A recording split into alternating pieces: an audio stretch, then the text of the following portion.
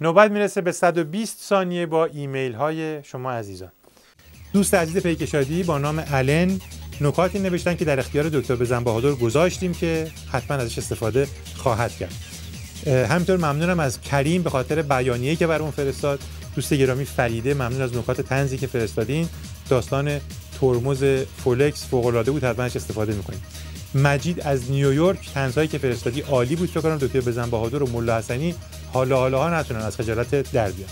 علیرضا افشارچی ممنون از نکاتی که نوشتی. مهدی از خوزستان نوشته که اینطوری که آخوندای از نام و نفس افتاده در حال نرمش شیادانه ژست میگیرن و دود و دم میکنن، اگه کسی نشناسدشون باور نمیکنه که ظریف در مذاکرات هسته‌ای تا ماورای غلط کردم حاضر بود که بره، در حالی که آخوندا طوری جلوه میدن که انگار فردا باید این خبر رو تو تلویزیون ها بشنویم که در پی تعطیلی دولت آمریکا مقام معظم رهبری طی حکم آقای حسین به اوباما را به عضویت در مجمع تشخیص مصلحت نظام منصوب کردند.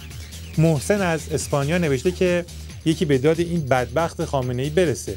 از یه طرف 13 آبان سالروز گروگانگیری داره میرسه، از یک طرف هم غلط کردنشون تحت عنوان نرمش قهرمانانه تازه شروع شده.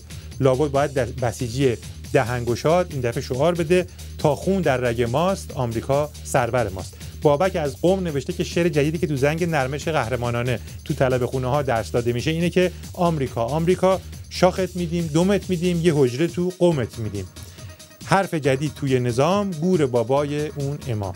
دوست گرامی پریچهر از مشهد نوشتن که نمیشه حالا که هفته نیروی انتظامی هست یکی از این آرتیستای فتا بره کشف بکنه که این تلفن بالاخره از فرودگاه به کاخ سفید از کدوم طرف زده شده بود. شاید یه کمی سوز دل خامنه یه بدبخت کم بشه. البته مطمئنیم که خودتون بهتر میدونید که سوزش از جاییه که با این کارها کم بشو نیست.